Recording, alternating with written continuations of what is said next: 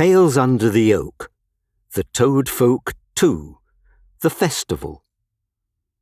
Every year, exactly in the middle of autumn, the toads from all over the kingdom would gather in the southern part of the woodlands on the border with the royal marshes to celebrate the long-awaited holiday, simply called the Mid-Autumn Festival, or the Festival of the Full Autumn Moon.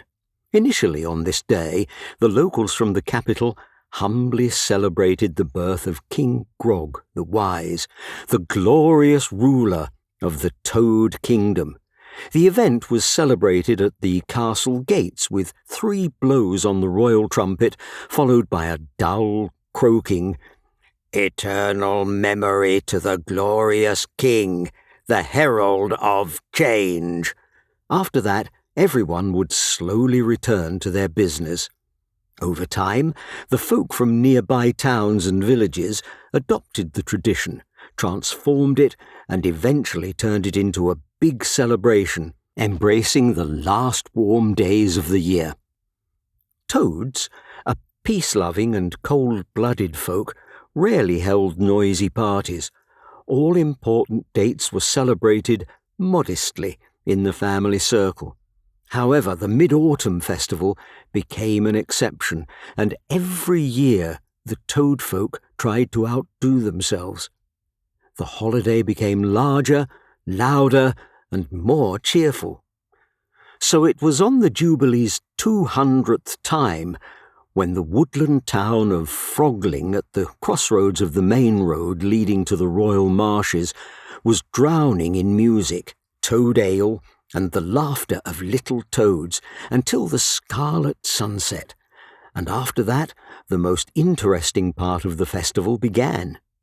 According to tradition, the toads staged bizarre dances, lit huge fires and jumped over them with loud croaking, burning their beards and robes. After the wild dancing, the elder toads ate special mushrooms with herbs and told stories and fairy tales to the younger generation in the Cave of Legends. The festival ended with the launch of amazing kites with multicoloured lanterns in the shape of lizards, toads, slugs, and dragonflies. It is no wonder that after the celebration, every little toad in the kingdom talked about the Mid-Autumn Festival for months and looked forward to the next year. The huge orange disk of the sun had already disappeared behind the dark green canvas of the forest, and among the dancing shadows on the ancient trunks showed up a large mossy hill with a black passage into the Cave of Legends. Next to it, on a stump, sat an elderly toad in an emerald felt cap, watching the dancing around the fire with delight. Finally, the toad straightened up, shook the ashes from his grey beard and cape embroidered with silk patterns, and struck hard with an oak stick on a massive copper bell at the end of his staff.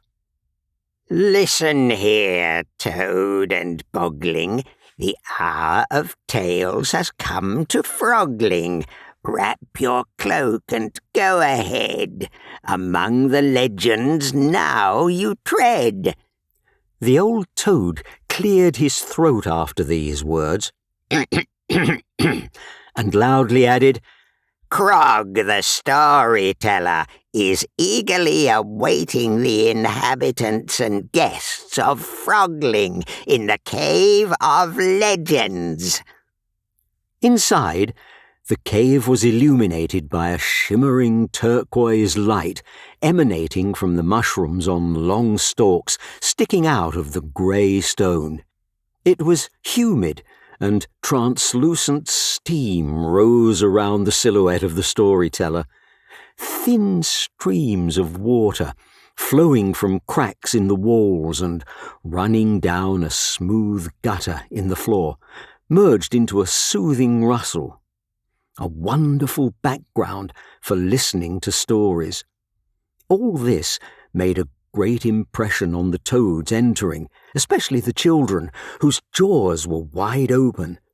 When everyone had settled into their places on the long stone steps, Krog struck his bell again, awakening a deep, hypnotic echo, and began his story. The Toads and the Giant Thistle. In a small fishing village on the western bank of the Lily River, there lived a little toad Drog and his sister Brocka. They were cheerful, curious children, and were constantly getting into all sorts of strange adventures. So it happened this time as well, when they were helping their parents untangle the fishing nets on the shore by the evening, while the adults were preparing dinner in their rickety mushroom hut. From behind the river island, a stranger toad in a small lily-pad boat swam up to them. He was wearing a torn dark blue cloak with a hood thrown over the head. The children were unable to see the toad's face, but they noticed its sly smile. "Greetings, little ones," the toad croaked. "I see that you are busy, but I also have a certain business here." The toad waved its paw, pointing to the junk in its lily pad. There was everything there: numerous jars with dried herbs and berries, rusty tools and arrows, a wet rope, stinking dead fish, and a bunch of bags of different sizes with unknown contents. After carefully looking around, the stranger leaned forward and said, "I see you are smart little toads, and will not miss the chance to get something extremely rare. I would not give this to anyone just like that, but I have not eaten for so long that I will soon fall off the boat into the water.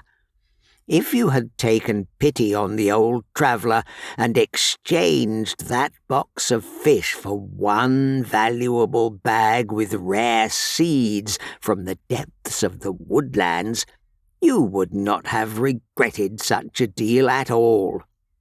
Drog's eyes lit up, and he nodded quickly. Brocka was wary at first, but quickly lost her vigilance after the subsequent scene with the toad's reluctance to exchange the valuable bag for a handful of some river fish. The stranger winced, sighed heavily, and finally offered, "You can take the bag if, in addition to the fish, you give me this strong fishing net, so that the old man could feed himself on the way." That was the agreement, and soon a heavy cloth bag with soil and seeds appeared in the paws of the little toads, and the mysterious toad was already quickly moving away along the river. When the figure in the cloak completely dissolved in the water, the brother and sister realized that they had not even asked what kind of seeds these were. They felt very stupid, lowered their heads and trudged home, dragging the bag behind them. Entering their mushroom house with a blue cap that had leaned over to one side, the children told their parents, who had already set the table for dinner, about what had happened.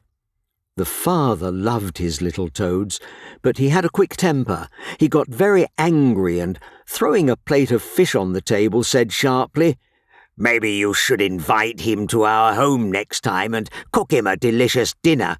We gave such a good net to a stranger, and all the fish we caught. Tomorrow we will have to go to the market empty-handed. How will we live for the rest of the week?" Drog began to cry, and Brocka began to defend herself and her brother. "But what if these really are rare seeds of some useful plant? If so, we could sell them to the alchemist who comes to the market from the capital. He probably understands such things."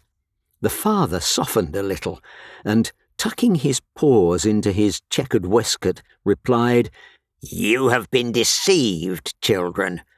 I hope this will teach you not to trust the kind smile of eloquent toads next time."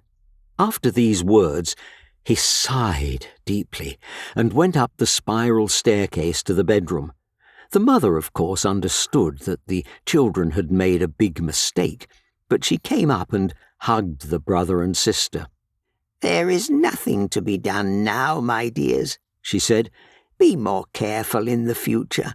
Throw away the soil with the seeds behind the fence by the trees, and give me the bag. It will come in handy for the farm." Brocker and Drog went out into the fresh air. It was already dark, and the stars were scattered across the black sky above the river.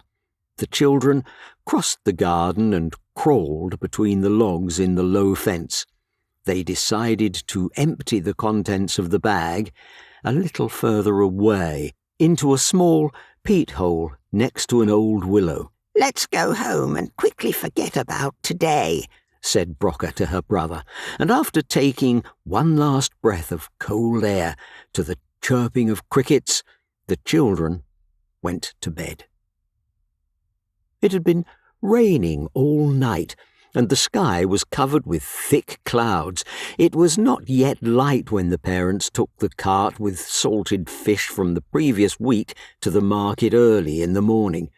The children were left to do the housework, and when Drog and Brocker woke up, they immediately began to sweep the dust from the kitchen and wash the wooden dishes after a light vegetable breakfast.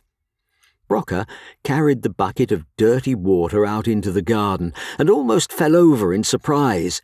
In the place where she and her brother had thrown the contents of the bag, a dozen huge stems with pointed leaves and barely opened inflorescences at the very top had grown. Brocker could not believe her eyes. She looked at the bright purple petals breaking through the green tops, and the water from the bucket slowly poured out onto her paws. "Drog!" she screamed, finally coming to her senses. "Drog, come here quickly!" The brother jumped out of the back door and stood rooted to the spot. "Am I still asleep, or are there really giant thistles in front of us?" he whispered. "We are not asleep, Drog," laughed Brocker. "The stranger did not deceive us. Do you understand?" All this did not fit into their heads, and while they laughed loudly and spread their paws with cries, marvelling at this miracle of nature, the villagers began to gather around. Some silently and even with fear looked from afar. Others, like the brother and sister, were shouting in delight. The news of the giant thistles that appeared out of nowhere spread around the area so quickly that an hour later the parents returned home with company. They were followed by a young toad with shining eyes, dressed in an unusual knitted cape with an embroidered mustard-coloured tower. Before the parents could somehow express their surprise, after pulling off their hats, the companion said loudly and politely, "Good morning to you. I am Albog, the royal alchemist." Then the father of the family came to his senses and asked uncertainly, "What is this fuss about? Why are you all crowded around our house?" "You tell us that," echoed from the crowd. "Indeed," agreed Albog. "What is this extremely rare plant doing next to your house?" Everyone hesitated for a moment. "And what is your interest?" Brocker suddenly intervened from behind the fence, resting her paws on her hips. "My interest is purely scientific." Albog cleared his throat. "You see, firstly, the petals of the giant thistle are very valuable in my business, and secondly, I have no idea how it grew here, in such an accessible place." Albog thought for a moment, rubbed his chin and asked, "Could you lend me a couple of petals for my experiments? It's been a while since I've seen thistles among the deliveries to my laboratory." "We couldn't," interrupted Drog sharply. "But we could sell them. The price will be higher than the market price, though since one still has to climb up to the flowers, added Brocker, holding back a smile and exchanging a sly glance with her brother. And there are a lot of needles on the leaves.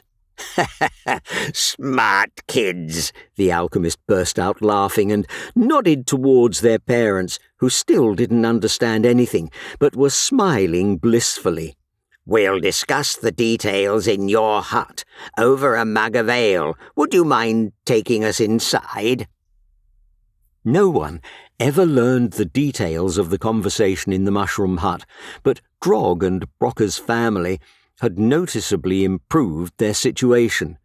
Once a week, a messenger would come to them, pick up a carefully prepared bunch of thistle petals, and take them to the royal castle. Father and mother no longer fished and spent most of their time knitting, carving wood and taking long walks along the river.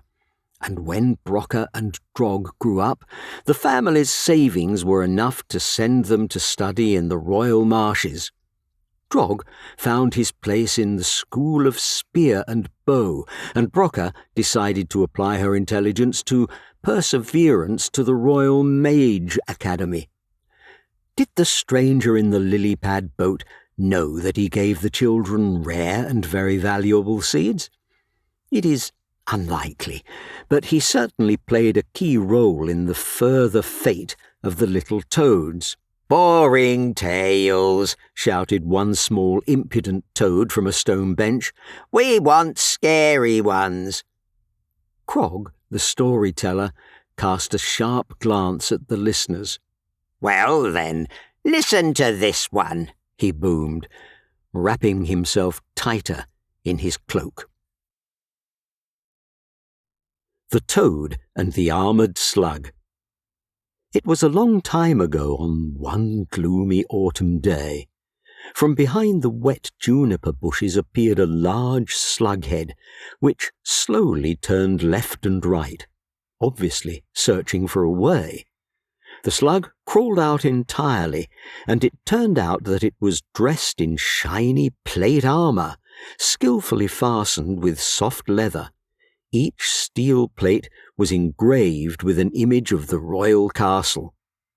On the broad back of the slug sat a stern-looking toad in a light leather breastplate, and with a long spear in its paw. "A wonderful day to get lost," muttered the toad, sniffling its cold nose. The guard toad had been on the road for a week now, carrying out an important mission from the royal marshes. However, crossing the woodlands from the north, the guard lost the main road towards the castle due to heavy rain and got lost. Even the slug's good sense of smell failed it, although these creatures from the stables of the royal castle perfectly knew the way to any large city in the Swamp Kingdom. The rain and gusts of wind greatly confused its sensitive nose. And so the guard on the slug gazed around the unfamiliar forest area under the rain that had already softened. Gnarled pine trees stuck out everywhere, clearly not getting enough sunlight. The soil was loose and hilly, covered with wet, dark green moss. There was nowhere to make a stop here. Suddenly, the toad noticed a dark path covered with lingonberry bushes behind the tall grass. The path led to the side behind the slope of the ravine. There was nowhere else to go, and he moved along it with the hope of crawling out onto the main road. The toad was following the path along a steep ravine for a long time, when it gradually disappeared into the thick grass. On the right was an inaccessible slope with angular roots sticking out of the ground, and on the left began dangerous forest swamps where no one lived. The dim sun, behind the grey canvas of clouds, was already sinking toward the horizon, and when the guard was about to turn the slug around and crawl back, he heard the soft buzzing of wings behind a bunch of young birches. A moment later, a large coal-black dragonfly smoothly flew up to him. They stared at each other for a while, and then the dragonfly flew forward, turning around a couple of times as if inviting him to follow it. Either the guard was too tired, or some force pushed him forward, so he obediently crawled on the slug after the dragonfly. It turned out that a little further, behind numerous islands of birches, a strip of dense old forest began. The dragonfly hung near a narrow passage between two trees with uneven bark, which intertwined at the top, forming a peculiar arch. The sight of this forest alarmed the toad. "I don't like this place," whispered the guard to his slug, which began to breathe noticeably faster and nervously toss under the toad. The dragonfly seemed to understand his words. It flew up to the guard and stared at him with its large azure netty eyes. The toad was enchanted and could not take its eyes off the dragonfly. The guard heard a pleasant, high voice. "Trust me, guard. I will lead you to the main road, and tonight you will sleep in your soft, warm bed." The approaching darkness and cold wind left no time for long reflections, and the guard lit a torch and followed the dragonfly into the blackening passage through the forest gates. The slug crawled slowly and with great effort between the sticking-out roots and low-growing spruce branches. After the dragonfly's words, the toad obediently followed, as if in a dream, into the depths of the dense forest. The crackling of the burning torch resonated and filled the space between the trunks huddled around the narrow passage, and it seemed as if the guard was in a crypt. At times, the toad seemed to hear quiet, unkind voices, as if the trees were whispering among themselves, discussing the uninvited guests. The dragonfly turned every now and then and flew up to the toad to make sure that it was still moving forward. The further the slug crawled along the passage, the more viscous the soil became. The trees completely covered the sky, and it became difficult to breathe. Large drops of rain could be heard hitting their ancient treetops. A sudden clap of thunder rolled across the woodlands and instantly awakened the guard toad from his magical sleep. The veil receded from its consciousness, and he saw in what a frightening situation he found himself. The dragonfly twitched between the trunks and muttered in a nasty, giggling voice something like, "Another drowner, and the forest will be pleased." the passage with solid ground was left somewhere behind, and the slug meanwhile began to sink into the swampy soil under the weight of its armour. Greatly frightened, the guard jumped off the slug and began to tear off the heavy steel plates from it, which fell with a loud slap into the swamp and sank. The guard shoved his spear under the slug's belly and used it as a lever, pushing the creature back to solid ground with great effort. Then he grabbed a torch with an orange flame, raised it high above his head, and shouted, "Go away, evil spirit of the forest! I see your essence!" At that moment, the dragonfly let out a terrible cry that echoed loudly through the old forest, turning into a black cloud and disappeared into the swamp thicket. The guard managed to get out of the terrible place along a narrow path, and by morning he and his faithful slug reached the royal marshes. He didn't want to sleep, much less be alone after such a nightmare, and he headed to the nearest tavern by the northern gate to drink a mug of toad ale, wash it all down with fried bread, and pour out his soul to the local drunks. No one believed his story, but the guard didn't care. He needed company and a piece of bread in his belly. As he finished the last sip of tart ale with a grassy taste, he remembered with a smile how his mother told him a legend about an evil spirit of the forest at night, This spirit could not show itself to toads and other inhabitants of the woodlands, and therefore appeared to everyone in the form of animals, birds, and insects. Those who believed it disappeared without a trace. When its true form was exposed, the spirit lost its strength and could not command someone else's will. That's how an ordinary bedtime story saved the guard toad from death in the old forest. After this tale, the mood in the Cave of Legends noticeably changed. The elder toads whispered to each other, and the young ones thoughtfully looked at the damp walls in the mystical light. "We want the legend about Ungolokk, Krog," said one old toad, who had already witnessed about 80 festivals with listening to tales in the cave. Yes, yes, supported the other toads. "Very well. The word of the folk is law," answered Krog, and poured some pollen from a leather bag into the flowing stream. The water hissed, and a thick cloud of smoke rose into the air, and after a moment the mushrooms, emitting turquoise light, suddenly glowed dark red, making the shadows in the cave even blacker and deeper, and the attention of the listeners sharper. Ungolokk's Gift. Long ago, when the swamps were wild and toads could not speak, life was in full swing in a small pond under the mountains to the north. Dragonflies and midges scurried about in the cool air among the cattails.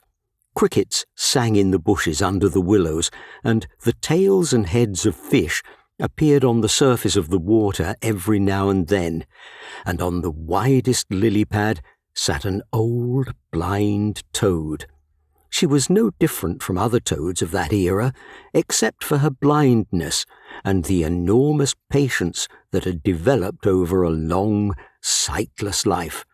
It so happened that the pond in which she lived was at the foot of a high, dark mountain, with a gorge splitting it in half.